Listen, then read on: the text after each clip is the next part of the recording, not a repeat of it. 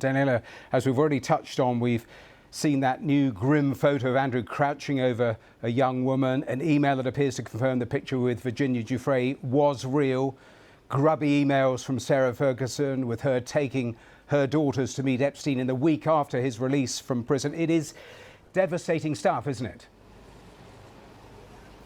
It is. It's been a really difficult and damaging week for the royal family. And what has become crystal clear reading through so many of those emails this week is that the relationship between Jeffrey Epstein, Andrew Mountbatten-Windsor and Sarah Ferguson, his ex-wife, was very close. And in reading them all, you also get a sense of the power play in the relationship as well. And it's very clear that the power lay with Jeffrey Epstein. When you read the exchanges, his replies to them are quite curt, are quite factual, but their responses to him are almost over-complimentary. They're fawning, they're even desperate at times in tone. And I think looking at this latest drop of Epstein files has taught us a lot about the nature of the relationship between the three of them.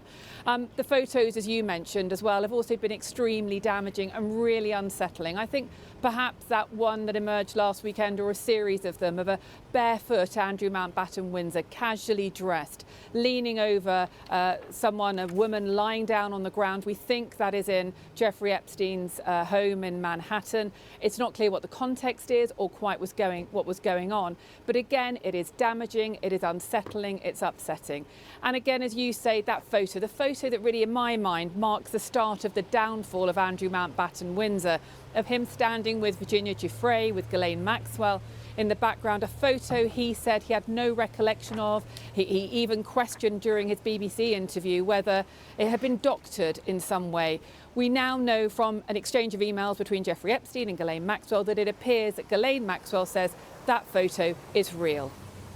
And Daniela, growing pressure for the police to investigate Andrew and growing pressure on the palace and the king to do more to pressurise Andrew to cooperate with the US authorities. But we see in these emails countless efforts to do that have been frustrated. Yes, all sorts of different paths that the authorities have taken to try and persuade Andrew Mountbatten-Windsor over the year to talk to them, to share information with them, that just hasn't been successful. And it's been really interesting watching the response from the royal household from Buckingham Palace over the course of the past week. We haven't heard anything directly except from Prince Edward, Andrew Mountbatten-Windsor's younger brother, who was asked a question about it at a conference he was speaking at in Dubai, and said that his thoughts were with the victims. He said there are a lot of victims in this situation. The King and Queen have been out and about in the UK this week.